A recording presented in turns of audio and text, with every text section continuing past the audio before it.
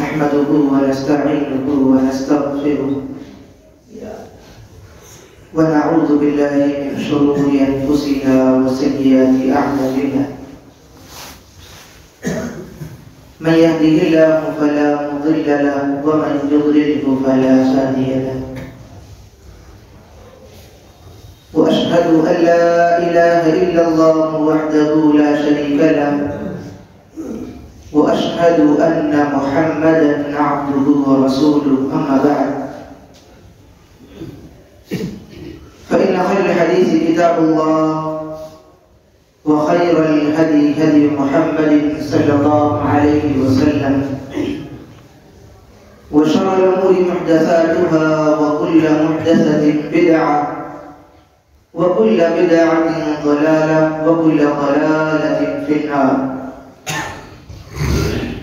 أعوذ بالله من الشيطان الرجيم. بسم الله الرحمن الرحيم. أم كنتم شهداء إذ حضر يعقوب الموت إذ قال لبنيه ما تعبدون من بعدي قالوا نعبد إلهك وإله آبائك إبراهيم وإسماعيل وإسحاق إلها واحدا ونحن له مسلمون. وقال النبي صلى الله عليه وسلم بلغوا عني ولو آية او كما قال علیہ الصلوۃ والسلام. تمام قسم کی تعریف و توصیف، کبریائی، بڑائی، حمد و ثنا، تسبیح و تحلیل و تمجید اللہ رب العالمین کے لیے لائق و زیبا ہے. بشبہ درود و سلام ہوں تمام انبیاء علیہ الصلوۃ والسلام پر عموماً اور خصوصاً جناب محمد رسول اللہ صلی اللہ علیہ وآلہ وسلم کی ذات رحمت پر. دینی اور اسلامی بھائیوں، حضرات، علماء کرام، نوجوان دوستوں اور پیارے عزیز بچوں، آج کے اس پروگرام میں گفتگو کا موضوع ہے دعوت و تبلیغ کی اہمیت اور ہماری ذمہ داری. دعوت و تبلیغ، دعوت کسی کو دعوت دینا، تبلیغ پہنچانا، دعوت دینا اور بات کو پہنچانا، اس کی کیا اہمیت ہے اور اس پہنچانے کی جو ذمہ داری ہے، اس ذمہ داری کے تعلق سے مذہب اسلام نے ہمارے اور آپ کے سامنے کیا رہنمائی پیش کی ہے. اس تعلق سے آج انشاءاللہ میں آپ کے سامنے قرآن اور حدیث کی روشنی میں گفتگو کرنے کی سعادت حاصل کر رہا ہوں. رب العالمین سے دعا کروں کہ رب العالمین مجھے حق کہنے اور ہم سب کو اس کے مطابق عمل کرنے کی توفیق نصیب فرما. حاضرین مجلس، سب سے پہلے قرآن مجید کی آیت پڑھتے ہیں. کنتم خیر امۃ اخرجت للناس. اس سورہ آل عمران سورۃ نمبر 3 آیت نمبر 110 ہے. رب العالمین نے فرمایا تم ایک بہترین امت ہو. ایک ہی لفظ میں ایک خطاب پیش کیا گیا. اور آپ دیکھتے ہوں گے اپنے گھر میں اگر 4-5 بچے ہیں تو ان کے سامنے اگر کوئی کام لینا ہے آپ کو تو آپ پہلے ہی لفظ میں کہتے ہیں یہ بہت اچھا بچہ ہے. کام بعد میں بتائیں گے، ذمہ داری بعد میں دی جائے گی. پہلے کیا کہا گیا؟ کنتم خیر امہ، بہترین امت ہو تم. اخرجت للناس، تمہیں وجود میں لایا گیا ہے، تمہیں وجود بخشا گیا ہے. کس کے لیے؟ مسلمانوں کے لیے نہیں، اپنے گھر والوں کے لیے نہیں، للناس، لوگوں کے لیے آپ کو وجود میں لایا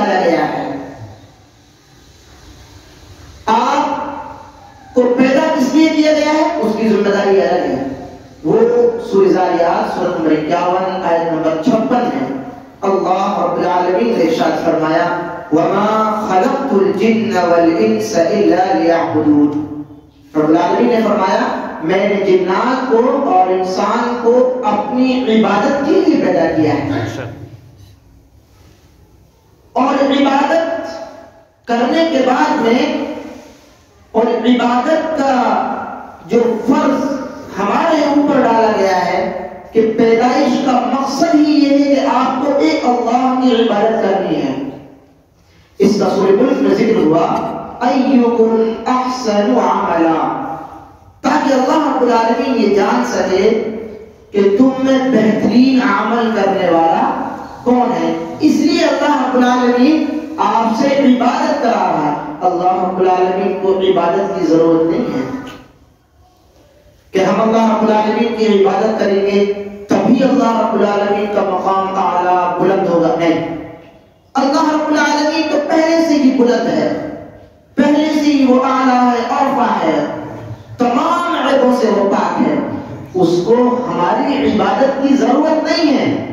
ایکم احسن عملا، اس لیے تاکہ اللہ رب العالمین ہمارے اس عمل کی وجہ سے ہمیں بہتر سے بہتر بدلہ عطا کر سکے. کنتم خیر امہ، تم ایک بہترین امت ہو، اخرجت للناس، لوگوں کے لیے تمہیں وجود میں لایا گیا ہے. لوگوں کے لیے کیوں لایا گیا ہے؟ تأمرون بالمعروف، آپ اچھی باتوں کا حکم دو، وتنہون عن المنکر، اور بری باتوں سے لوگوں کو روک دو. یہ ذمہ داری ہے. اگر یہ ذمہ داری ہم نے ادا کی تو ہم کیا ہو گئے؟ کنتم خیر امہ، بہترین امت ہو گئے. اگر یہ ذمہ داری ادا نہیں کی تو پھر ہم بہترین امت نہیں ہوئی. اچھا، دو پیمانے ہیں ہمارے سامنے، ایک ہوتا ہے عزت کا اور دوسرا ذلت کا. عزت کا پیمانہ تو اللہ رب العالمین نے اس آیت کریمہ میں بیان فرما دیا کہ عزت آپ کو کب ملے گی؟ جب آپ بہترین بنو گے. بہترین کب بنو گے؟ جب آپ اچھی باتوں کا حکم دو گے اور بری باتوں سے لوگوں کو روکو گے. اگر ہم یہ کام کر رہے ہیں تو ہم اچھے، اور اگر ہم یہ اچھے کام، یہ دونوں کام، دونوں ذمہ داری ادا نہیں کر رہے ہیں تو پھر ہم بہترین امت نہیں ہیں.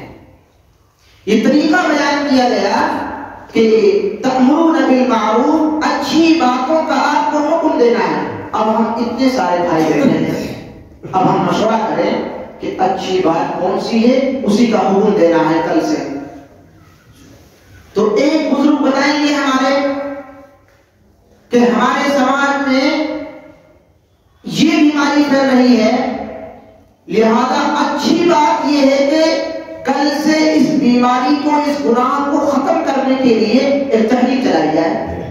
ادھر سے بزرگ بولیں گے وہ تو ہے لیکن ایک بیماری اور ہے، پہلے اس کو ختم کیا جائے.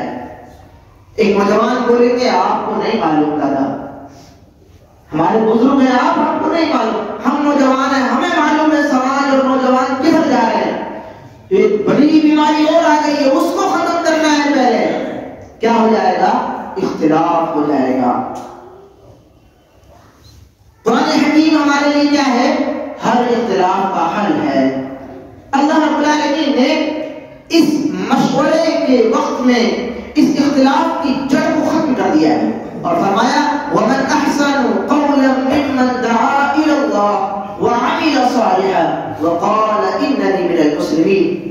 اور اس شخص سے بہتر بات کس کی ہوگی؟ وَمَنْ أَحْسَنُ قَوْلًا مِّمَّنْ دَعَا إِلَى اللَّهِ، جو اللہ کی طرف بلائے. تو جو ہم مشورہ کر رہے تھے کہ تأمرون بالمعروف، کہ ہمیں بہترین امت بننا ہے، اس کے لیے ہمیں اچھی باتوں کا حکم دینا ہے.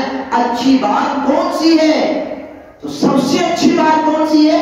قرآن حکیم نے فیصلہ کیا کہ سب سے حسین، سب سے خوبصورت بات یہ ہے کہ اللہ رب العالمین کی جانب بلایا جائے. اب اللہ رب العالمین کی جانب بلانے کا مطلب کیا ہے؟ کیا لوگوں سے ہم کہیں کہ اللہ فلاں مسجد میں ہے، جاؤ مل کے آ جاؤ، فلاں مکان میں ہے، آؤ اللہ کا درشن کر لو، کیا یہ مطلب ہے اللہ کی طرف بلانے کا؟ یہ مطلب ہے؟ نہیں۔ اللہ رب العالمین نے اس بات کا جواب پیش کیا سورہ نحل سورۃ نمبر 16 آیت نمبر 125 میں، ادعو الی سبیل ربک، اپنے پالنے والے رب کی طرف بلائیے، الی سبیل، سبیل راستے کو بولتے ہیں، راستے کی طرف بلائیے، اللہ کے راستے کی طرف بلانا ہے۔ تو اللہ کی طرف بلانے کا مطلب اللہ کے راستے کی طرف بلانا ہے۔ اتنی بات سمجھ آ گئی؟ اللہ کے راستے کی طرف بلانا ہے۔ یہ راستہ کیا ہے؟ یہ راستہ ہے کیا چیز؟ کہاں ملے گا یہ راستہ؟ فرمایا اللہ رب العالمین نے ان الدین عند اللہ الاسلام، بے شک دین تو اللہ رب العالمین کی طرف سے وہ اسلام ہے۔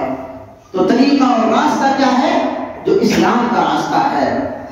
تو کیا اسلام کے علاوہ جو اور راستے ہیں، سینکڑوں لوگ ہیں، سینکڑوں جماعتیں ہیں، سینکڑوں طبقے بنے ہوئے ہیں، تنظیمیں بنی ہوئی ہیں، آرگنائزیشن بنی ہوئی ہیں، این جی اوز ہیں، تمام نے ایک ایک معاملے کو پکڑ کر لوگوں کی اصلاح کا کام جاری کر رکھا ہے، تو کیا صرف اسلام ہی کا کام کرنا ہے؟ ان الدین عند اللہ الاسلام، راستہ تو یہی دین اسلام کا ہے جو اللہ رب العالمین کا راستہ ہے۔ یہ سورہ آل عمران کی آیت نمبر 19 ہے کہ بے شک دین تو اللہ رب العالمین کا اسلام ہی ہے۔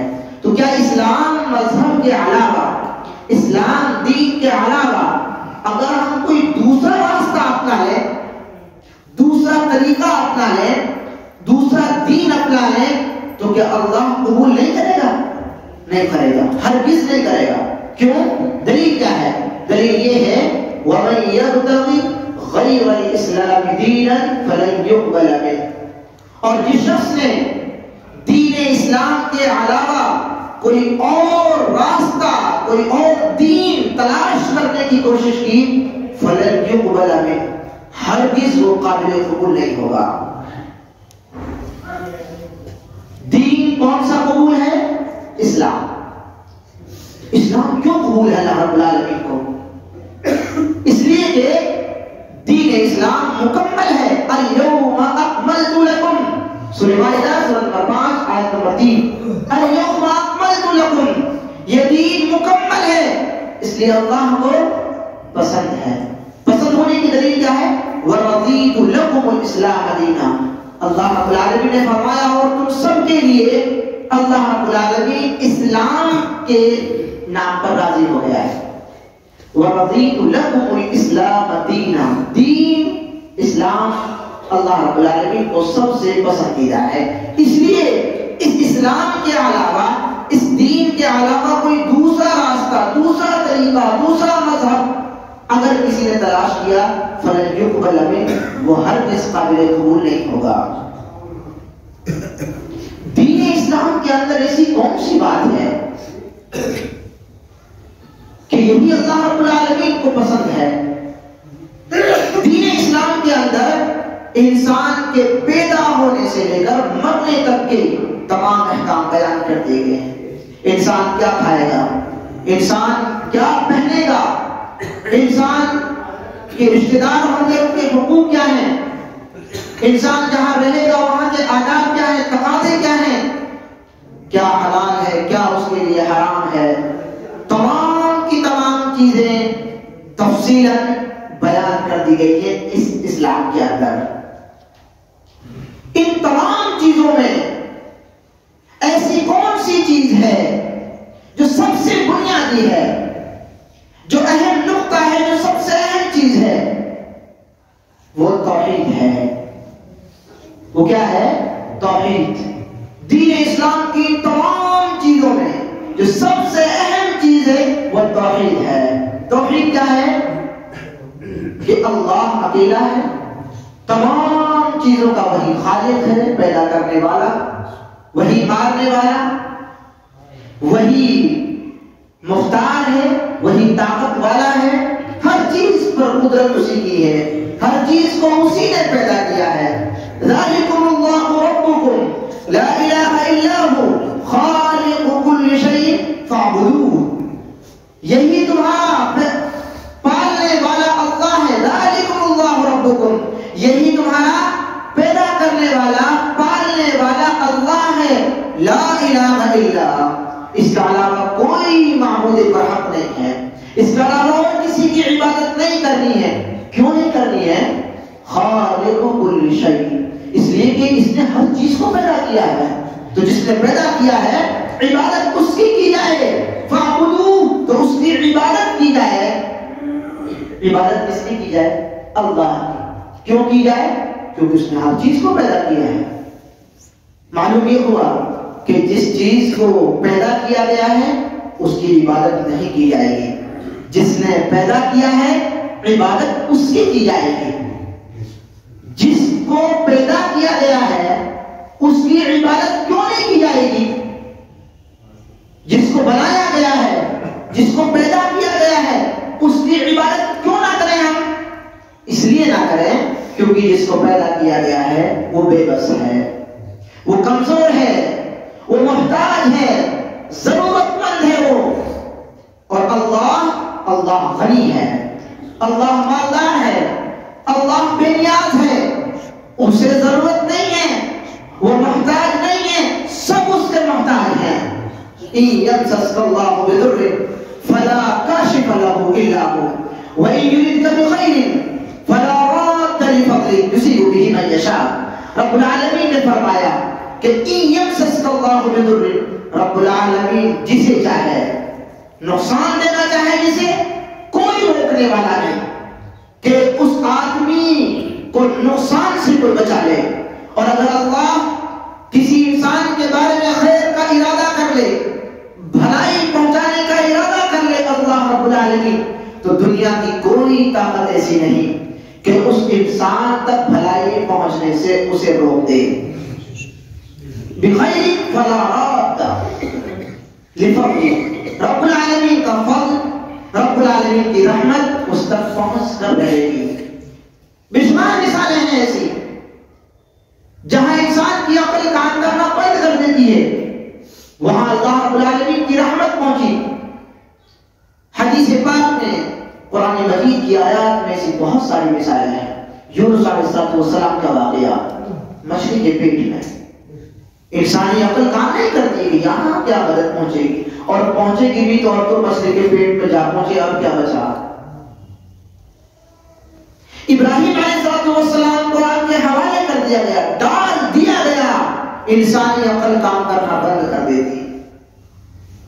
ہونا تھا تو پہلے ہوتا کچھ، اب تو آگ میں ڈال دیے گئے، اب کیا بچے گا انسان کا۔ رحمت وہاں پہنچی، سمجھے گا؟ ناممکن کو ممکن بنانے والا اللہ رب العالمین ہے، سب کچھ اس کے حکم سے چلتا ہے، عزت اس کے ہاتھ میں ہے، ذلت اس کے ہاتھ میں ہے۔ قل اللہم مالک الملک تؤتی الملک من تشاء وتنزع الملک ممن تشاء وتعز من تشاء وتذل من تشاء بیدک الخیر انک علی کل شیء قدیر۔ اے نبی پاک صلی اللہ علیہ وسلم، آپ فرما دیجئے کہ یہ مالکوں کا مالک اللہ رب العالمین ہے، جس سے چاہے یہ عزت دے دے اور جس کو چاہے یہ ذلت دے دے، یہ اس کے ہاتھ میں ہے، اس کی قبضہ قدرت میں ہے۔ اس لیے اللہ کی عبادت کی جائے، اور اللہ نے سب کو پیدا کیا ہے، اس لیے اللہ کی عبادت کی جائے، وہی عزت کا، وہی ذلت کا مالک ہے، اس لیے اللہ کی عبادت کی جائے۔ وہ خیر دینے والا ہے، بھلائی پہنچانے والا ہے، اس کی طاقت ہر جگہ ہے، اس لیے اللہ کی عبادت کی جائے۔ اور جس کو اللہ نے بنایا ہے اس کی عبادت نہ کی جائے، اس لیے کہ وہ بے بس ہے، لاچار ہے، مجبور ہے، محتاج ہے۔ کتنا لاچار ہے وہ۔ قل یا ایھا الناس ضرب مثل فاستمعوا له، رب العالمین نے فرمایا، ایک مثال بیان فرمائی، ضرب مثل فاستمعوا له، لوگوں تمہارے سامنے ایک مثال بیان کی جا رہی، فاستمعوا له، غور سے سننا اسے، کیا انداز ہے قرآن حکیم کا. ایک تو بات کہی گئی کہ اے لوگوں تمہارے سامنے ایک مثال بیان کی جا رہی ہے. پھر اس بات کو کہنے کے بعد میں کہا گیا غور سے سننا. اس کا مطلب مثال بڑی اہم ہے. فرمایا ان الذین تدعون من دون اللہ لن یخلقوا ذبابا ولن اجتمعوا له. اللہ رب العالمین کے علاوہ جن کو یہ پوجتے ہیں, جن کی عبادت کرتے ہیں, لن یخلقوا ذبابا, یہ سب مل کر بھی ایک مکھی نہیں بنا سکتے. یہ مثال بیان فرمائے. اور مکھی بنانا تو بہت دور کی بات ہے. فرمایا جو ان پر آپ چڑھاوے چڑھاتے ہیں, جو بھی وہ چڑھاتے ہیں, اسے کھاتا کون ہے؟ جانور, کتا, بلی, چوہا. ان میں سب سے چھوٹی مخلوق کون سی ہے جو کھاتی ہے؟ مکھی. اس کا ذکر ہوا کہ اگر مکھی ان کے سامنے سے کھانے کو لے کر اڑ جائے, اور اڑنے کا ذکر نہیں ہوا, لفظ ہے چھین کر لے جائے. ایک آدمی ہے بیٹھا ہے, میرے سامنے ایک چیز رکھی ہوئی ہے, اچانک آیا اور اٹھا کر لے کر چلا گیا. میں نہیں روک پایا, دھیان نہیں تھا, میں تیار نہیں تھا اس پر. لیکن قرآن حکیم نے مثال بیان فرمائی, اٹھایا نہیں, چھینا ہے. لن یخلقوا ذبابا ولن اجتمعوا له. مکھی چھین کر لے جا رہی ہے. اتنی طاقت نہیں ہے جس کی پوجا کی جا رہی ہے کہ وہ اسے واپس لے کہ یہ میرے لیے چڑھایا گیا ہے, اس پر میرا حق ہے. ضعف الطالب والمطلوب, یہ پکارنے والے اور جن کو پکارا جا رہا ہے دونوں بہت کمزور ہیں. یہ سورہ حج کی آیت ہے. اس کا مطلب یہ ہوا کہ اللہ رب العالمین کو پکارنا ہے کیونکہ اس نے ہر چیز کو پیدا کیا ہے, اور کسی دوسری چیز کو نہیں پکارنا ہے اس لیے کہ وہ پیدا کی گئی ہے.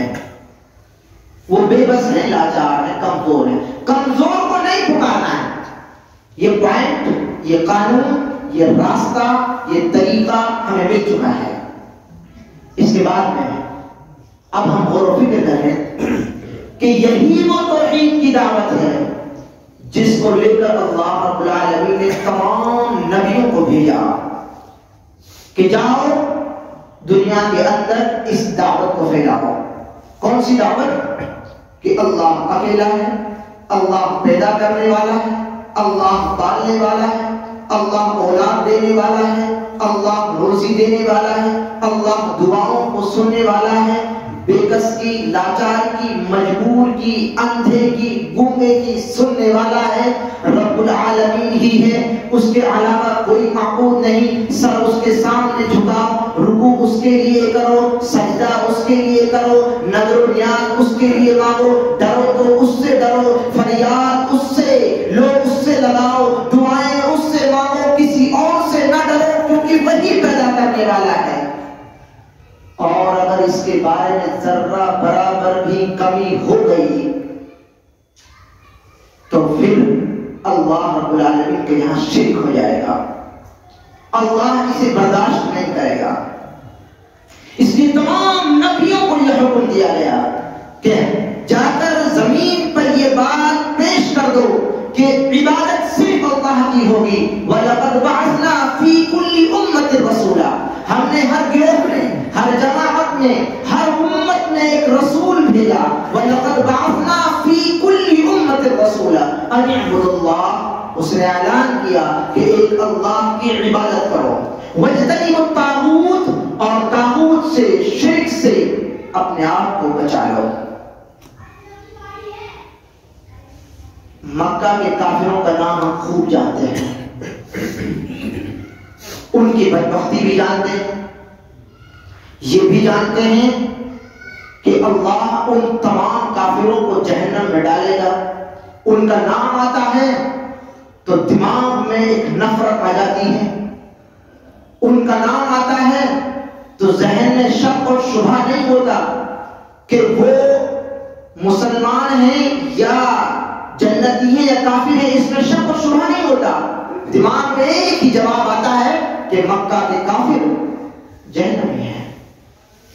آپ کو معلوم ہے مکہ کے کافر اللہ رب العالمین کو مانتے تھے، اور اگر قرآن حکیم کو پڑھا جائے، قرآن حکیم کو سمجھا جائے، قرآن حکیم کی آیات میں غور و فکر کیا جائے تو معلوم ہوگا، ہم غور و فکر کریں، اپنے گریبانوں میں جھانک کر دیکھیں تو کئی مرتبہ تصویر قرآن حکیم اس انداز میں پیش کرتا ہے کہ تصویر میں ہم نظر نہیں آتے ہیں، ان کافروں کی صف میں کھڑے ہوئے نظر آتے ہیں۔ آپ 20واں پارہ پڑھ کر دیکھیں، یا اس کے علاوہ سورہ عنکبوت کی آیت کریمہ پڑھ کر دیکھیں، رب العالمین نے صاف صاف ارشاد فرمایا کہ اگر ان کافروں سے آپ سوال کریں گے وَلَئِن سَأَلْتَهُمْ مَن نَزَّلَ مِنَ السَّمَاءِ مَاءً فَأَحْيَا بِهِ الْأَرْضَ بَعْدَ مَوْتِهَا لَيَقُولُنَّ اللَّهُ، اگر ان سے آپ سوال کریں گے کہ اللہ رب العالمین ہے کیا، جو آسمان سے کون ہے، جو آسمان سے پانی نازل کرتا ہے اور جو موت کے بعد زندگی دینے والا ہے، جس نے تمام انسانوں کو پیدا کیا ہے، یہ سوالات الگ الگ آیتوں میں قرآن حکیم نے سورہ عنکبوت کے اندر پیش کیے ہیں، اور پوچھا ہے کہ لوگوں سے پوچھو کہ بارش برسانے والا کون ہے، موت کے بعد زندگی دینے والا کون ہے جس نے انسانوں کو انسانوں کے علاوہ تمام چیزوں کو پیدا کیا ہے، لَيَقُولُنَّ اللَّهُ، یہ ضرور بضرور جواب دیں گے اللہ ہے۔ سوال کس سے ہوا؟ کافروں سے۔ جواب کافروں کی طرف سے کیا آیا؟ اللہ۔ أَمَّنْ خَلَقَ السَّمَاوَاتِ وَالْأَرْضَ وَأَنزَلَ لَكُم مِّنَ السَّمَاءِ مَاءً فَأَحْيَا بِهِ الْأَرْضَ بَعْدَ مَوْتِهَا۔ معلوم کرو ان سے، پوچھو ان سے کہ آسمان سے پانی نازل کرنے والا کون ہے؟ أَمَّنْ خَلَقَ السَّمَاوَاتِ وَالْأَرْضَ وَأَنزَلَ لَكُم مِّنَ السَّمَاءِ مَاءً فَأَنبَتْنَا بِهِ حَدَائِقَ ذَاتَ بَهْجَةٍ، جس پانی کے اترنے کے بعد میں بہت ساری خوشنما سبز و شاداب بہت ساری چیزیں زمین سے اگ آتی ہیں، رنگ برنگ پھول، ہرے بھرے پتے اور باغیچے جو آنکھوں کو سکون پہنچاتے ہیں، ذہن کو سکون پہنچاتے ہیں، اور عقل حیران ہو جاتی ہے کہ کیسے کیسے رنگ برنگ اللہ رب العالمین نے بنا دیے۔ ما کان لکم ان تنبتوا شجرہا، کہ اللہ رب العالمین کے علاوہ کوئی ہے جو ان درختوں کو پیدا کر سکے؟ الہ مع اللہ، معلوم کرو ان سے کہ اللہ کے ساتھ کوئی اور بھی ہے اس نظام کو، اس کاریگری کو چلانے میں، اس کا مددگار کوئی اور بھی ہے؟ کافروں سے پوچھو الہ مع اللہ، وہ جواب دیں گے کہ اللہ رب العالمین کے علاوہ اور کوئی نہیں ہے۔ بل اکثرهم لا يعلمون، اکثر لوگ جانتے نہیں ہیں۔ امن جعل الارض قرارا وجعل خلالها انهارا وجعل لها رواسي وجعل بين البحرين حاجزا الہ مع اللہ، پوچھو لوگوں سے امن جعل الارض قرارا وجعل خلالها انهارا، زمین کو بالکل سکون کے ساتھ میں رکھنے والا کون ہے؟ پہاڑوں کو سکون کے ساتھ زمین میں گاڑنے والا کون ہے؟ وجعل لها رواسي وجعل بين البحرين حاجزا، اور دو سمندروں کو ملانے کے بعد ان کا پانی نہیں مل پایا، رنگ نہیں مل پایا، ان کے بیچ میں ایک دراڑ جو دیکھتی نہیں ہے، اس کو بنانے والا کون ہے؟ الہ مع اللہ، کہ اللہ کے ساتھ اس نظام کو چلانے میں کوئی اور بھی ہے، کوئی پارٹنر ہے؟ وہ جواب دیں گے نہیں۔ أَمَّنْ يُجِيبُ الْمُضْطَرَّ إِذَا دَعَاهُ وَيَكْشِفُ السُّوءَ وَيَجْعَلُكُمْ خُلَفَاءَ الْأَرْضِ أَإِلَٰهٌ مَّعَ اللَّهِ۔ أَمَّنْ يُجِيبُ الْمُضْطَرَّ إِذَا دَعَاهُ، بےکش کی، مجبور کی، لاچار کی دعا کو سننے والا، اس کا جواب دینے والا، اس کے اوپر شفا نازل کرنے والا کون ہے؟ کیا کوئی اور ہے اللہ کے ساتھ؟ أَإِلَٰهٌ مَّعَ اللَّهِ۔ أَمَّنْ يَهْدِيكُمْ فِي ظُلُمَاتِ الْبَرِّ وَالْبَحْرِ وَمَنْ يُرْسِلُ الرِّيَاحَ بُشْرًا بَيْنَ يَدَيْ رَحْمَتِهِ أَإِلَٰهٌ مَّعَ اللَّهِ، اللہ رب العالمین کے علاوہ کوئی اور ہے؟ معلوم کرو۔ أَمَّنْ يَهْدِيكُمْ فِي ظُلُمَاتِ الْبَرِّ وَالْبَحْرِ، خشکی اور تری میں اپنی ہدایت بھیجنے والا، اور بارش آنے سے پہلے ٹھنڈی ہوا کے ذریعہ خوشخبری سنانے والا۔ أَإِلَٰهٌ مَّعَ اللَّهِ، اس نظام کے چلانے میں کیا اس کے ساتھ کوئی ہے؟ أَمَّنْ يَبْدَأُ الْخَلْقَ ثُمَّ يُعِيدُهُ، سب سے پہلے ہے اللہ رب العالمین نے. اسی کی جانب لوٹنا ہے کہ اس پیدا کرنے میں اور اس کی طرف لوٹنے میں, اس حساب و کتاب کے معاملے میں اللہ کے ساتھ کوئی شریک ہے؟ قل ہاتوا برہانکم ان کنتم صادقین. ان سے پوچھو اگر اللہ کے ساتھ کوئی ہے تو لاؤ دلیل پیش کرو. قل ہاتوا برہانکم, دلیل پیش کرو ان کنتم صادقین, اگر تم سچے ہو. بل ادارک علمہم فی الآخرہ, جن کے بارے میں یہ شک میں پڑے ہوئے ہیں کہ ہمیں تو نہیں پتا لیکن بابا کو پتا ہے, ہمیں تو نہیں پتا لیکن فلاں کو پتا ہے. بل ادارک علمہم فی الآخرہ, ان کو آخرت کا کچھ بھی علم نہیں ہے. بل ادارک علمہم فی الآخرہ بل ہم فی شک, بلکہ وہ خود شک میں پڑے ہوئے ہیں کہ ان کو کب اٹھایا جائے گا اور کب نہیں اٹھایا جائے گا. ان کو تو یہ بھی نہیں پتا ہے.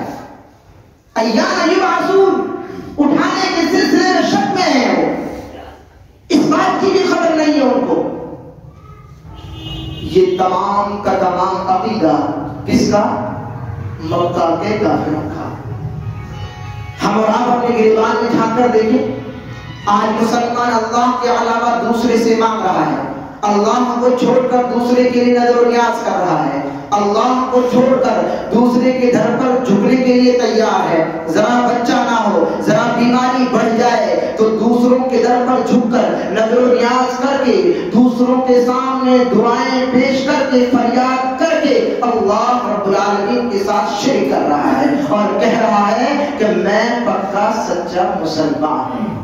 قرآن حکیم بیان فرما رہا ہے کہ اللہ کو اتنی مضبوطی سے ماننے والے مکہ کے کافر تھے, پھر بھی اللہ نے کیا فرمایا؟ یہ کافر ہیں, ان کو جہنم میں داخل کیا جائے گا. کیوں؟ انہوں نے ایسا کون سا گناہ کر دیا جب اللہ کو مان رہے تھے؟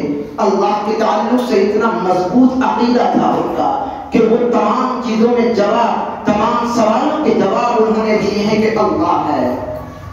رب العالمین نے فرمایا ان الذین تدعون من دون اللہ عباد امثالکم, وہ اللہ رب العالمین کے ساتھ ساتھ جن کو پکارتے تھے عباد امثالکم, وہ بندوں ہی کی طرح تھے جن کے سامنے وہ سجدہ کرتے تھے. اس گناہ کی وجہ سے, اس شرک کی وجہ سے, اس ملاوٹ کی وجہ سے, اللہ کی کاریگری میں دوسرے کو شامل کرنے کی وجہ سے اللہ رب العالمین نے ان کو کافر قرار دیا. اور ہم سب کچھ چھوڑ کر سب کچھ کریں, بس خاندان ہمارا مسلمان, نام ہمارا مسلمان, تو ہم جنتی. میرے بھائی جنت اتنی آسان نہیں ہے.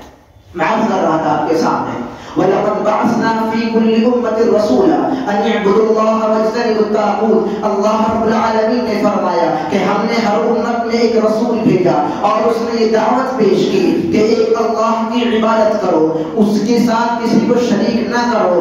وَاجْتَنِبُوا الطَّاغُوتَ, اور طاغوت سے, شرک سے اپنے آپ کو مکمل بچا لو. یہ تمام نبیوں کی دعوت ہے. کس کی دعوت؟ تمام نبیوں نے یہی دعوت پیش کی. کیا اللہ کے رسول صلی اللہ علیہ وسلم کی دعوت بھی یہی تھی؟ کیا اللہ کے لیے بھی یہی حکم, اللہ کے رسول صلی اللہ علیہ وسلم کے لیے بھی یہی حکم دیا گیا تھا؟ یہ دلیل کیا ہے؟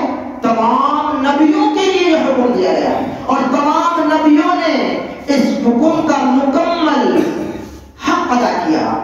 لوگوں کے سامنے توحید کی بات پیش کی اور شرک سے لوگوں کو بچایا. لیکن قرآن حکیم نے الگ سے پیش کیا کہ نبی محترم صلی اللہ علیہ وسلم کو بھی اللہ رب العالمین نے پچھلے نبیوں کی طرح یہی حکم دیا تھا. قل انما امرت ان اعبد اللہ ولا اشرک به الیہ ادعو والیہ مآب. رب العالمین نے فرمایا انی امرت, اے نبی پاک صلی اللہ علیہ وسلم آپ فرما دیجئے انی امرت, مجھے حکم دیا گیا ہے ان اعبد اللہ, کہ میں اللہ کی عبادت کروں, ولا اشرک به, اس کے ساتھ کسی کو شریک نہ کروں. اتنا کافی ہے. ہم اللہ کو مان لیں, اس کے ساتھ کسی کو شریک نہ کریں, اتنا کافی ہے. جان بچ جائے گی, نجات مل جائے گی؟ نہیں. کب ملے گی نجات؟ الیہ ادعو. اللہ کے رسول صلی اللہ علیہ وسلم نے جو اپنے اوپر ذمہ داری کا بیان ذکر کیا ہے، اور قرآن حکیم نے اس کو بیان فرمایا کہ مجھے حکم ملا کہ ایک اللہ کی عبادت کروں، اس کے ساتھ کسی کو شریک نہ کروں، اور اسی میں نجات نہیں ہے، الیہ ادعو، اور میں لوگوں کو اس کی جانب بلاؤں. یہ ذمہ داری ہے میری کہ میں اسی ایک اللہ کی طرف اور شرک سے بچنے کی دعوت کی طرف الیہ ادعو، اسی کی جانب بلاؤں. کیوں بلاؤں میں؟ وَإِلَيْهِ مَآبِ، کیونکہ مجھے اسی اللہ کی طرف لوٹنا ہے، پھر جواب دینا ہے کہ میں نے اپنا حق ادا کیا کہ نہیں کیا. اگر میں حق ادا نہیں کروں گا، لوگوں کو نہیں بتاؤں گا ایک اللہ کے بارے میں، اور شرک کی بھیانک، شرک کی بیماری اور شرک جیسا بڑا ظلم اس کے بارے میں اگر میں لوگوں کو نہیں بتاؤں گا تو رب العالمین کے یہاں میں کیا جواب دوں گا؟ یہ ذمہ داری کس کی؟ تمام نبیوں کی اور آپ صلی اللہ علیہ وسلم کی. کیا ہماری بھی یہ ذمہ داری ہے؟ نبی کریم صلی اللہ علیہ وسلم نے یہ ذمہ داری الحمدللہ مکمل طور پر ادا کر دی، ذرہ برابر بھی اس میں کمی نہیں چھوڑی، دن رات ایک کر دیا. یا ایھا المدثر قم فانذر وربک فکبر وثیابک فطہر.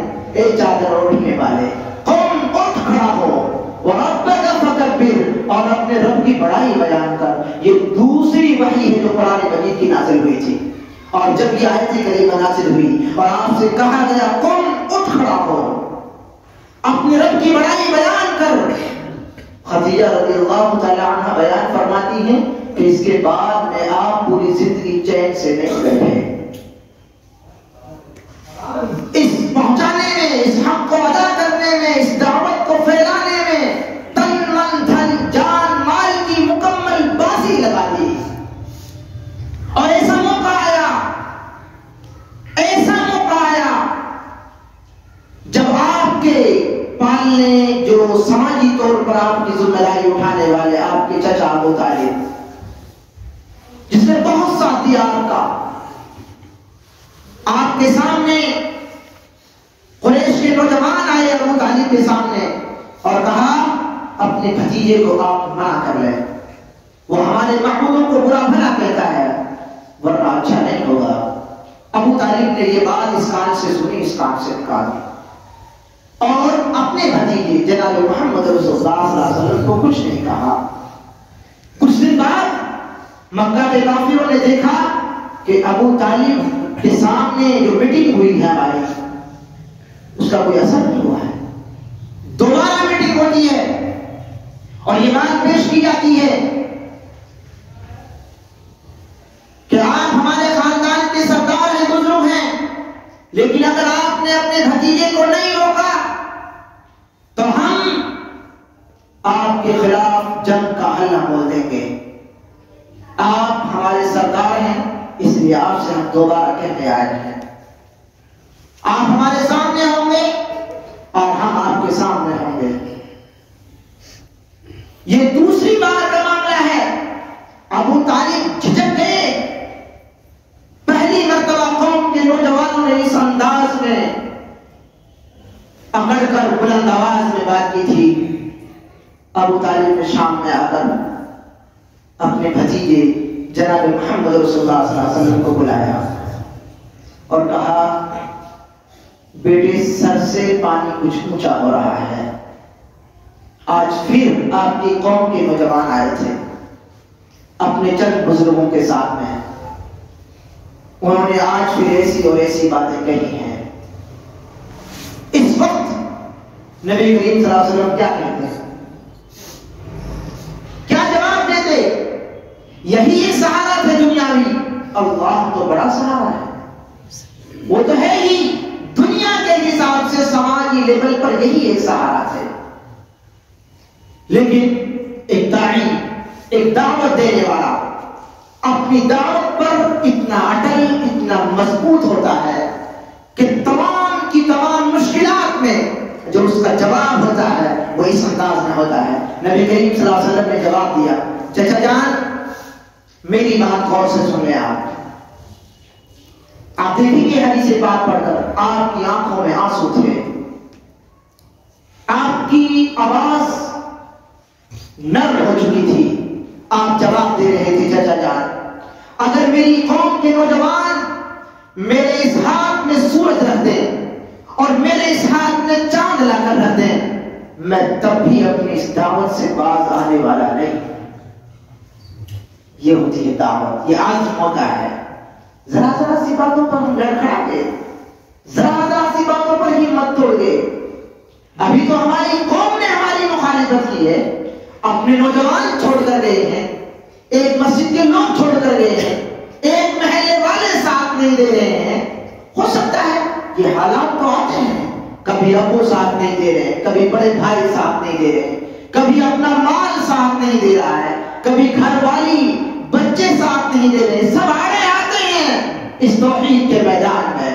اللہ کے رسول صلی اللہ علیہ وسلم نے جب یہ بات پیش کی ابو طالب کی آنکھوں میں بھی آنسو آ گئے اور کہا بھتیجے میں امتحان لے رہا تھا آپ کا, آپ جائیے اپنا کام کیجیے, میں جب تک ہوں آپ کا کوئی کچھ نہیں بگاڑ سکتا.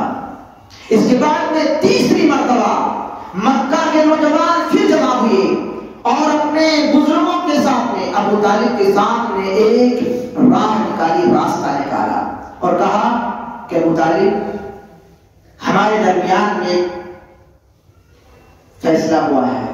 فیصلہ یہ ہے کہ آپ کے پاس ایک بھتیجا ہے, ہم آپ کو ایک خوبصورت نوجوان عقل مند ایک لڑکا آپ کو دے دیتے ہیں, آپ ہمیں اپنا بھتیجا دے دیجیے. اس نوجوان کو جو خوبصورت بھی ہے عقل مند بھی ہے اس کو آپ اپنا بھتیجا بنا لیجیے. آپ کا بھتیجا بھی بنا رہے گا اور ہمارے جو معبودوں کے خلاف جو ہم آپس میں لڑتے آئے ہیں ہماری طاقت ختم ہو گئی ہے, وہ لڑائی بھی ختم ہو جائے گی کیونکہ ہم آپ کے بیٹے کو ختم کر دیں گے. ابو طالب نے کہا کتنا برا فیصلہ ہے, تمہارے بیٹے کو میں پالوں, اس کی تربیت کروں, اسے کھلاؤں پلاؤں اور تم میرے بیٹے کو بدلے میں سولی پر چڑھا دو, شہید کر دو. کتنا بڑا فیصلہ ہے. اس فیصلے کے بعد میں ابو طالب کے سامنے دوبارہ مکہ والوں کی ہمت نہیں بن پائی. 3 طریقے استعمال کیے گئے تھے ابو طالب کے سامنے. تو میں عرض کر رہا تھا آپ کے سامنے کہ اللہ کے رسول صلی اللہ علیہ وسلم نے اپنی ذمہ داری مکمل ادا کی اور مکمل ادا کرتے ہوئے اس ذمہ داری کو حوالے کر دیا اپنی امت کے. کیا ہم سب کی بھی یہی ذمہ داری ہے؟ کہاں لکھا ہوا ہے کہ ہماری بھی ذمہ داری ہے؟ یہ تو نبیوں کی ذمہ داری تھی, نبی کریم صلی اللہ علیہ وسلم کی ذمہ داری تھی, پیغمبروں کی ذمہ داری تھی کہ ایک اللہ کی جانب لوگوں کو بلایا جائے, شرک سے لوگوں کو بچایا جائے, ہر حال میں بچائیں, ہر حال میں اعلان کرے اللہ کا, اللہ کی ان کے اوپر مدد نازل ہوتی تھی. یہ تو پیغمبروں کا معاملہ ہے. نہیں, ہماری بھی یہ ذمہ داری ہے. کہاں لکھا ہے؟ قرآن حکیم میں لکھا ہے. فرمایا اللہ رب العالمین نے قل هذه سبیلی ادعو الی اللہ. فرما دیجیے نبی پاک صلی اللہ علیہ وسلم یہ میرا راستہ ہے. رب العالمین نے کیا فرمایا؟ هذه سبیلی, یہ میرا راستہ ہے. ادعو الی اللہ, اللہ کی جانب بلاؤ. بلائے گا کون؟ انا, میں. ومن اتبعنی, اور جو میرے پیروکار ہیں, جو میری اتباع کرنے والے ہیں وہ بلائیں گے. انا, میں بلاؤں گا. ومن اتبعنی, اور جو میرے پیروکار ہیں, جو میری اتباع کرنے والے ہیں وہ بلائیں گے. تو نبی کریم صلی اللہ علیہ وسلم بلائیں گے اور نبی کریم صلی اللہ علیہ وسلم کی اتباع کرنے والے بلائیں گے. نبی کریم صلی اللہ علیہ وسلم کی اتباع کرنے والے کون ہیں؟ کون ہے نبی کریم صلی اللہ علیہ وسلم کی اتباع کرنے والے؟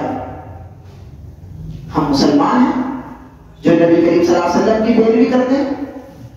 اگر کوئی انکار کرے اس بات سے کہ میں اللہ کو مانتا ہوں, میں نماز پڑھتا ہوں, روزہ رکھتا ہوں, حج ادا کرتا ہوں, زکات, تمام جو اسلام کے فرائض ہیں ان کو ادا کرتا ہوں, آسمانی کتابوں پر ایمان رکھتا ہوں, آخرت کے دن پر ایمان رکھتا ہوں, ایمان کے اسلام کے جو بنیادی ارکان ہیں, حصے, ان پر میں عمل کرتا ہوں, ان پر میرا ایمان ہے, مگر میں رسول اللہ صلی اللہ علیہ وسلم کی اتباع نہیں کرتا۔ اگر کوئی ایسا دعویٰ کرے، کوئی کہے، تو آپ جان لیجیے کہ اس کے تمام اعمال، تمام کے تمام اس کے کام، تمام کی تمام اس کی عبادتیں باطل ہیں، بیکار ہیں۔ کیا دلیل ہے؟ اللہ رب العالمین نے فرمایا سورہ محمد کے اندر،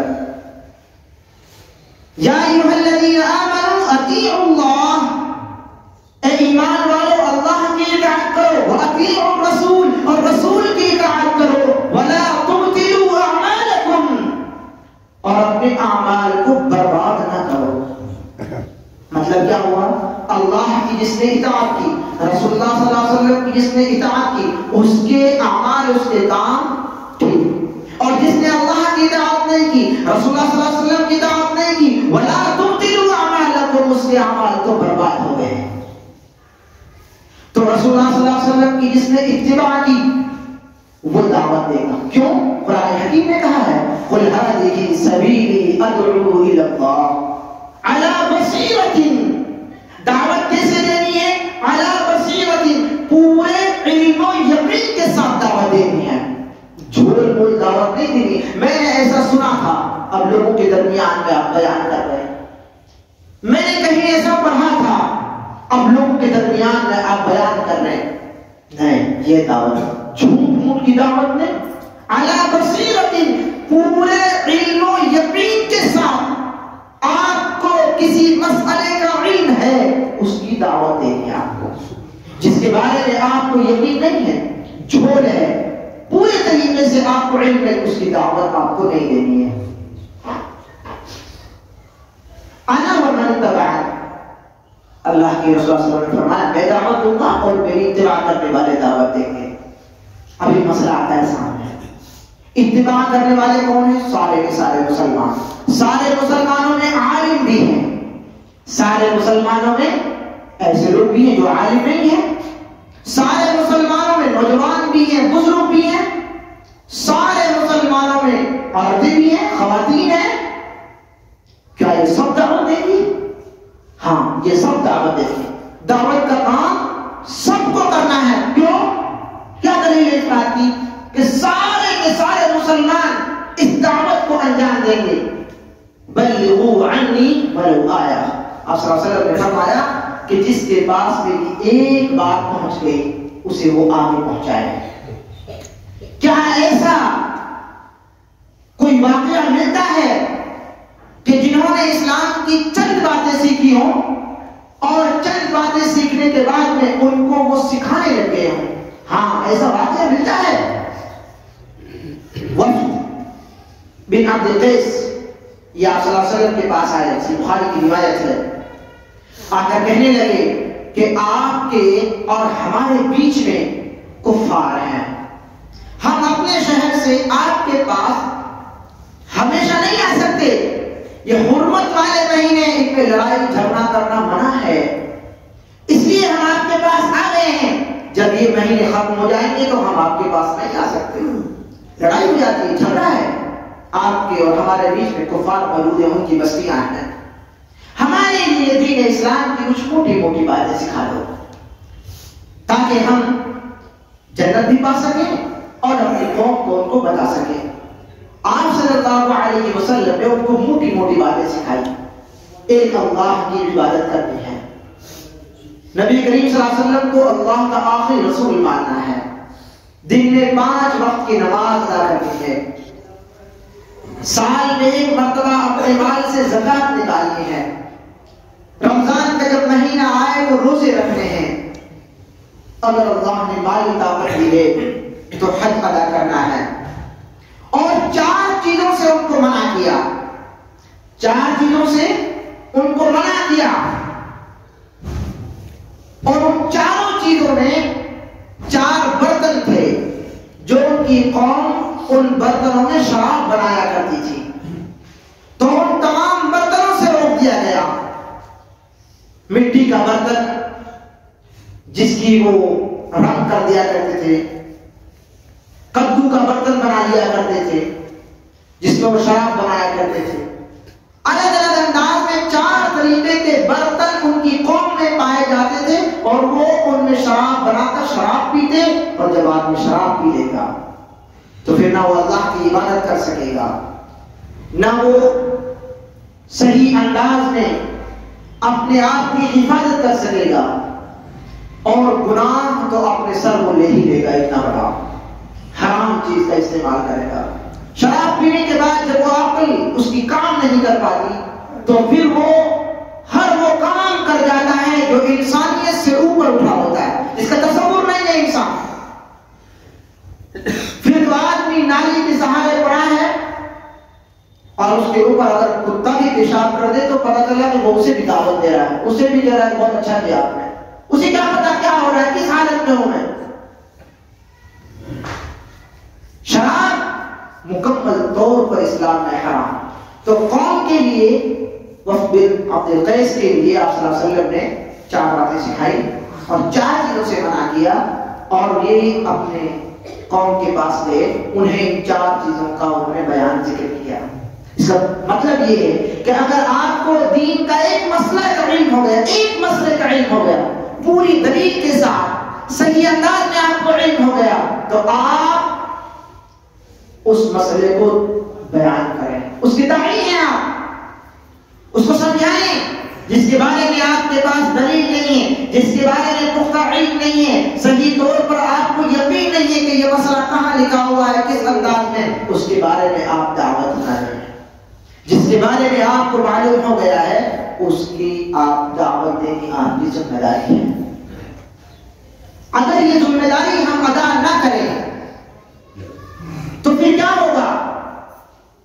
اگر یہ ذمہ داری ہم ادا نہ کریں، ایک اللہ کو مانیں، شرک سے اپنے آپ کو بچا لیں، اور ہم اس دعوت کو آگے نہ پہنچائیں، اس ذمہ داری کو ادا نہ کریں، تو کیا کوئی عذاب ہوگا؟ کیا سزا دی جائے گی؟ کیا کوئی گناہ ہے؟ کیا یہ ظلم ہوگا؟ ہاں، یہ ظلم ہوگا، یہ بہت بڑا ظلم ہوگا۔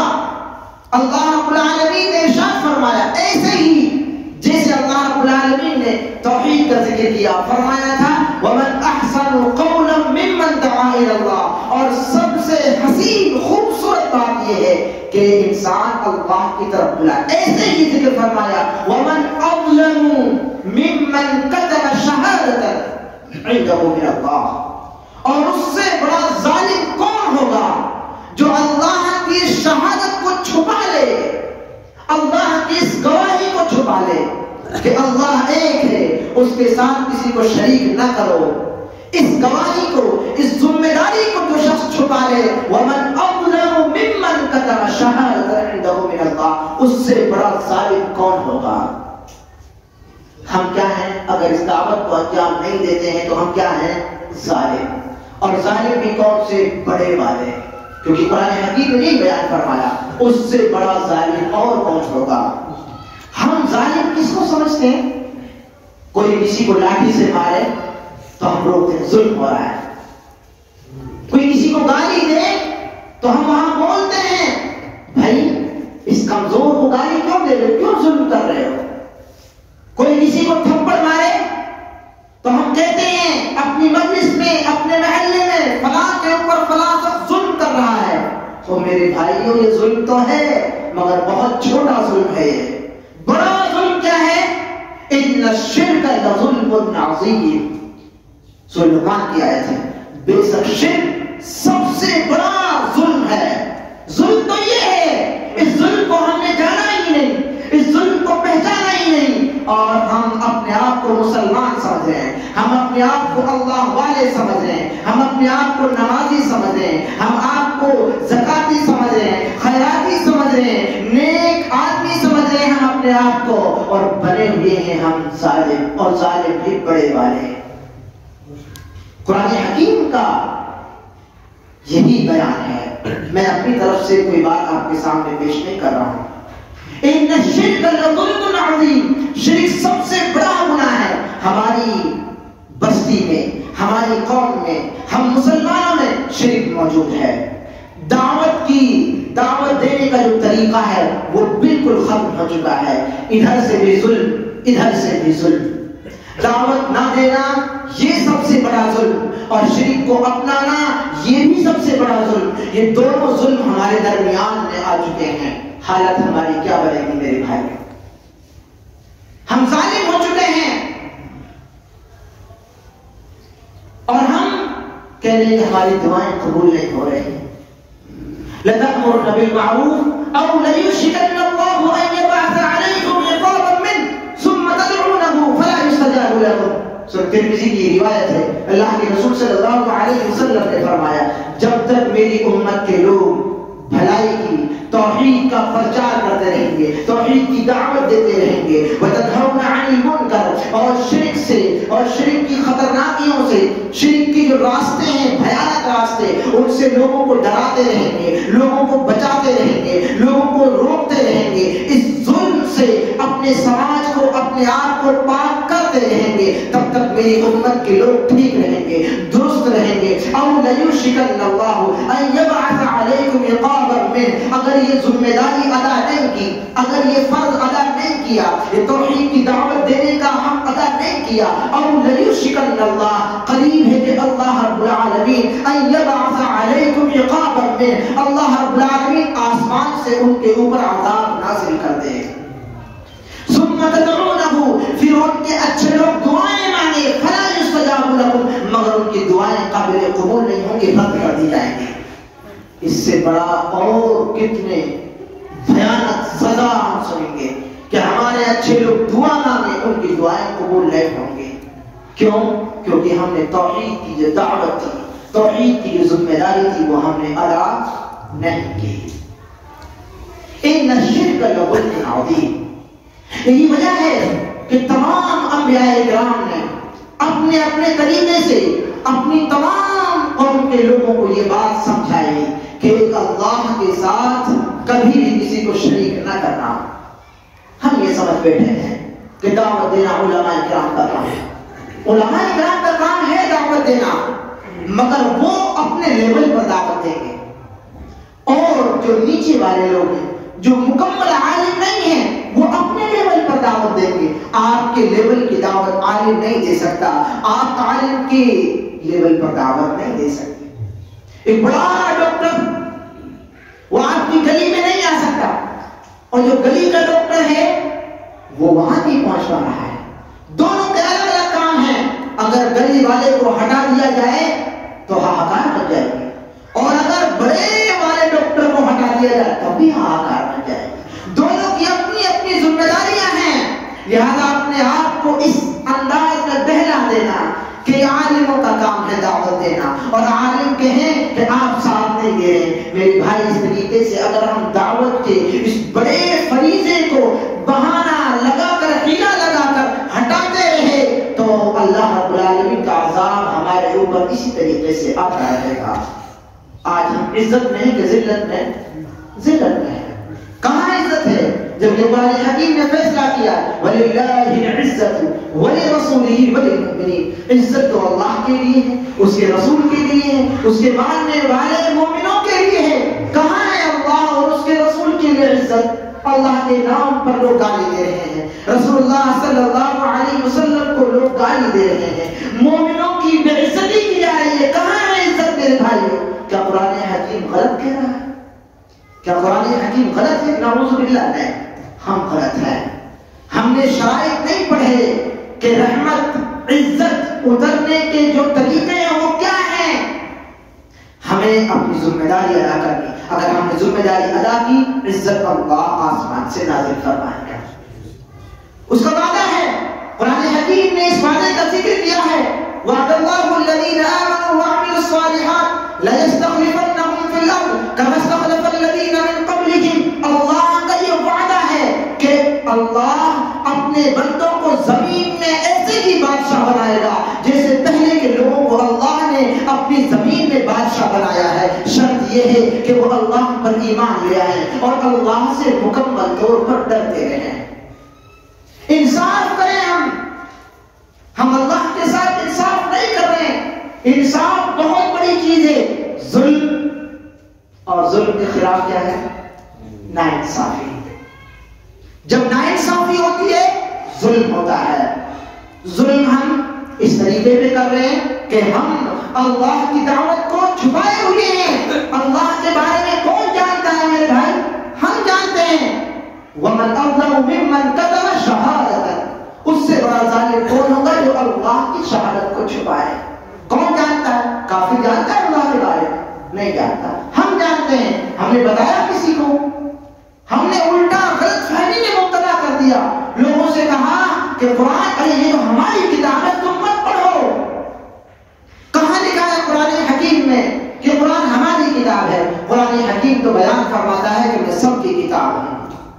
شہر رمضان الذی انزل فیہ القرآن ھدی للناس، میں تو لوگوں کی ہدایت کے لیے نازل کیا گیا ہوں. میں تو لوگوں کی ہدایت کے لیے آیا ہوں. مسلمان نہیں لکھا ہوا، عرب کا نام نہیں ہے، مکہ اور مدینے والوں کا نام نہیں ہے، صحابہ کرام کا لفظ نہیں ہے. ھدی للناس، لوگوں کی ہدایت کے لیے. لوگ کون ہیں؟ لوگ تو کافر بھی ہیں، مجوسی بھی ہیں، یہودی بھی ہیں.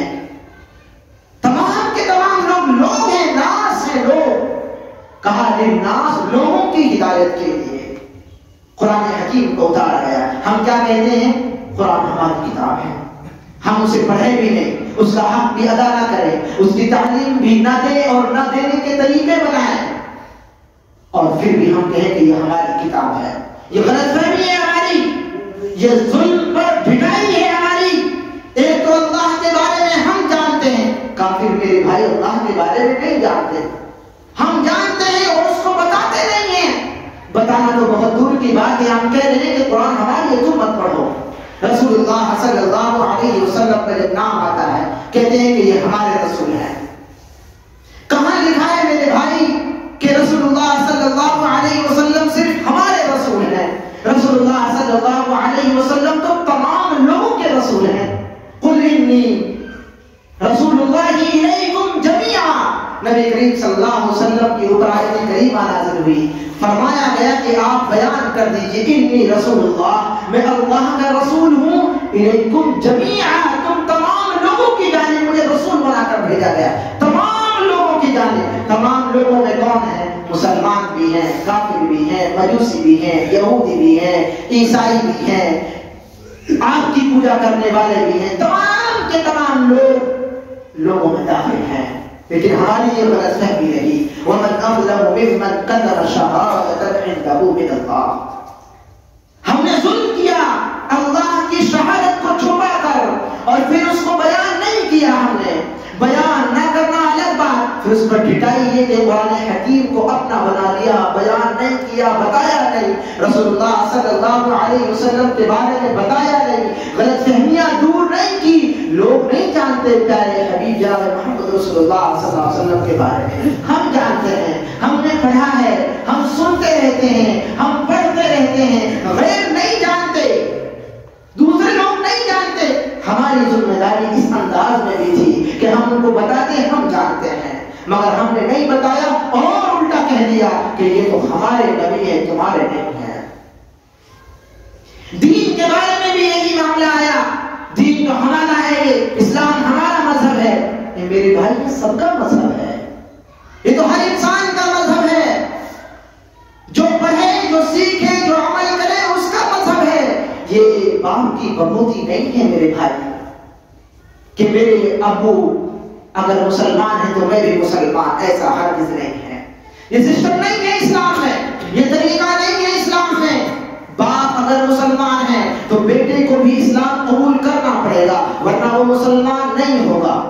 بغیر قبول کیے ہوئے نہیں. اور قبول بھی کرنا ہے جان کر، پہچان کر، دباؤ میں نہیں کہ کسی کے دباؤ میں آ گئے. ہم تو اس لیے مسلمان بن گئے، نہیں، دباؤ میں مسلمان نہیں ہوتے. کیوں؟ کیونکہ اللہ دلوں کا حال جانتا ہے. اس کے سامنے آپ ظاہری اور اندر کی بات کو الگ الگ نہیں کر سکتے. اللہ دلوں کا حال جانتا ہے. انہ علیم بذات الصدور. اللہ جانتا ہے کہ آپ کے دل میں کیا ہے. رب العالمین تو شہوت سے بھی زیادہ قریب ہے. آپ اس سے کسی بات کو چھپا نہیں سکتے. ہم نے یہ ظلم کیا اور اسی وجہ سے ہم ظالم بنے. پھر ہمارا بڑا ظلم یہ ہوا، ہم نے شرک کو اپنایا.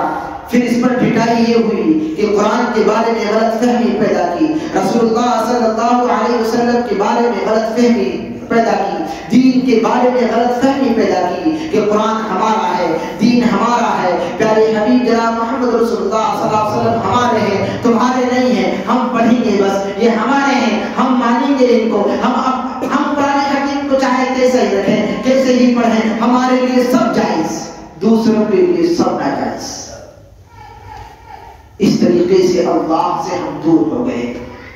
پھر اللہ نے بیان فرمایا ان الذین یکتمون، کہ جو لوگ دین کے معاملات کو چھپاتے ہیں اور جو واضح دلیلیں ہیں ان کو چھپاتے ہیں، اللہ رب العالمین نے جو پیغام نازل کیا ہے اس کو چھپاتے ہیں، اولئک یلعنہم اللہ ویلعنہم اللاعنون، ایسے ہی لوگوں پر اللہ کی لعنت ہے۔ تو لعنت مستحق کون ہے؟ ہم ہو چکے ہیں نا۔ غور کریں، آپ نے گریبانوں میں چھانپ کر دیکھیں، ہم لعنت کے مستحق ہیں۔ اللہ رب العالمین نے یہی فرمایا، سورہ بقرہ کی آیت پڑھ رہا ہوں میں آپ کے سامنے، ان الذین یکتمون، جو لوگ دین کو چھپاتے ہیں، دین کی دلیلوں کو چھپاتے ہیں، اولئک یلعنہم اللہ، ان پر اللہ کی لعنت ہے، ویلعنہم اللاعنون، اور دوسرے لوگوں کے بھی ان پر لعنت ہے، فرشتوں کی اور نیک لوگوں کی بھی ان پر لعنت ہوتی ہے۔ ہم لعنت کے مستحق ہو چکے ہیں، لعنت ہمارے گلے پڑ چکی ہے۔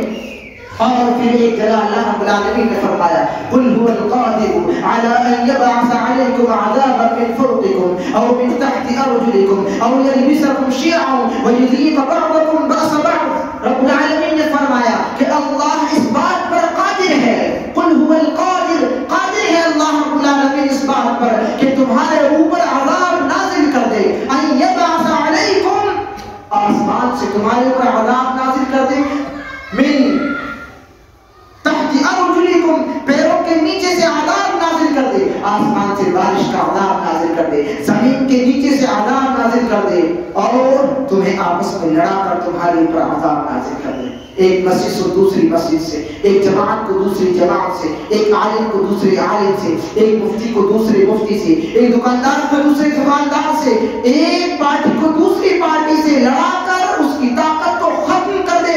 یہ لعنت ہے، یہ سزا ہے ظلم کی۔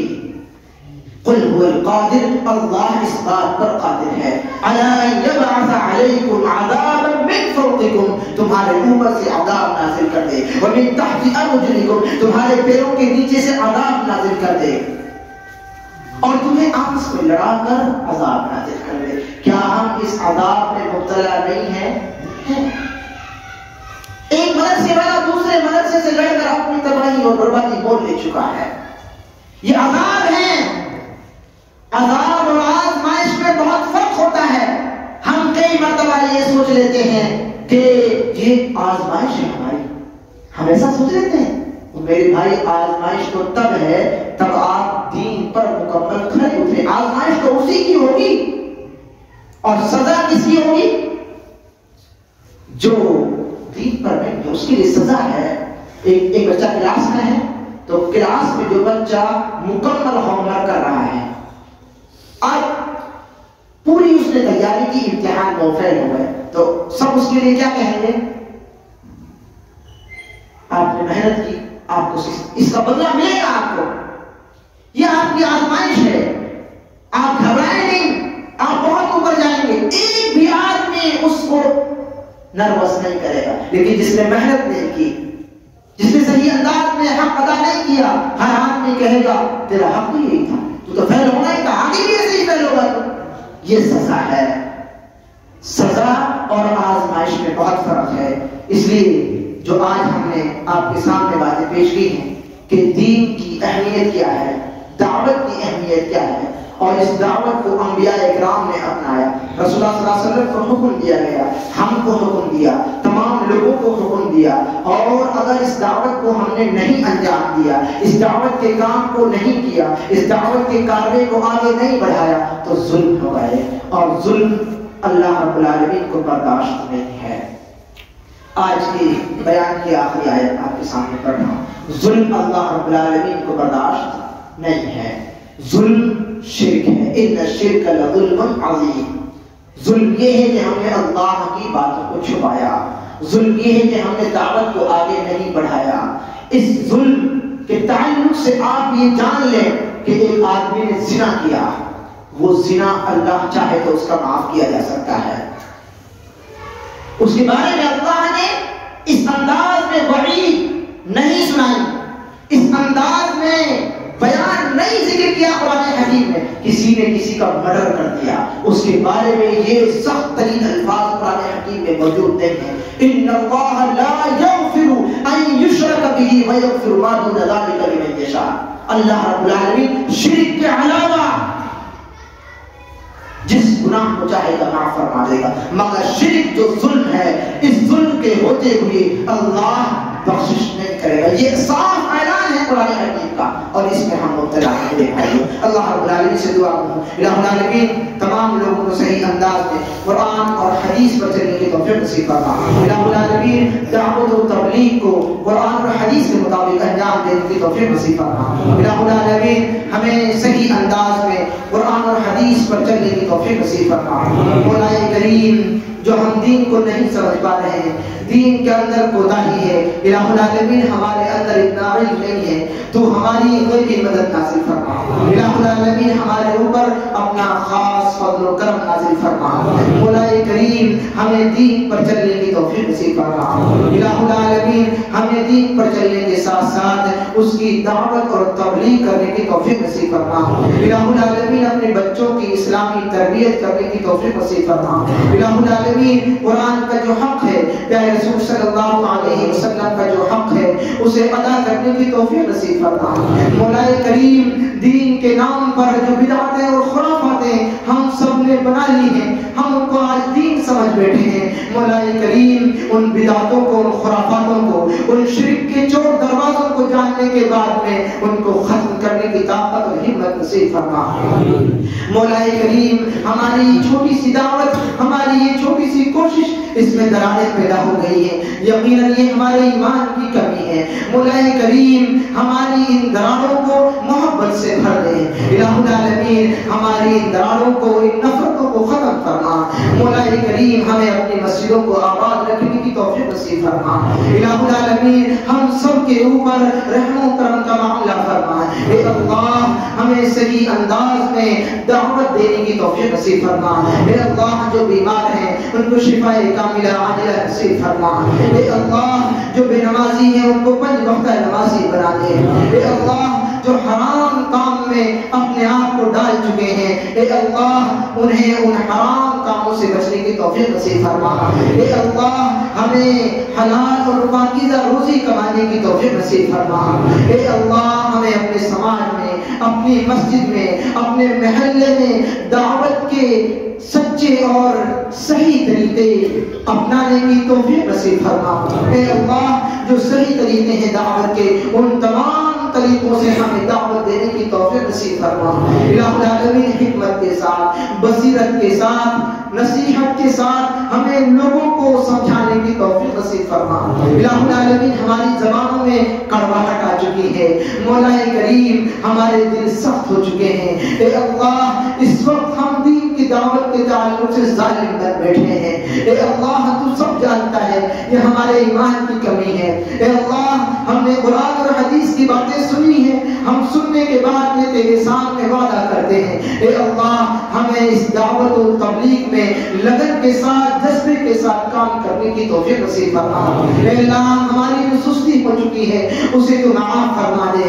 اے اللہ جو ہماری کوتاہیاں ہو گئی ہیں ان تمام کوتاہیوں اور ان لغزشوں کو معاف فرما دے۔ اے اللہ ہمارے گناہوں کو مٹا دے۔ اے اللہ ہمارے سیئات کو حسنات میں تبدیل فرما۔ اے اللہ ہمیں جب تک اس دنیا کے اندر زندہ رکھ، اسلام پر زندہ رکھ، جب ہمیں اپنے پاس بلا ہماری زبانوں پر کلمہ طیبہ لا الہ الا اللہ محمد رسول اللہ کلمات ہوں۔ وصلی اللہ تعالی علی خیر خلقہ محمد وآلہ وصحبہ اجمعین، وآخر دعوانا الحمد للہ رب العالمین برحمتک یا ارحم الراحمین۔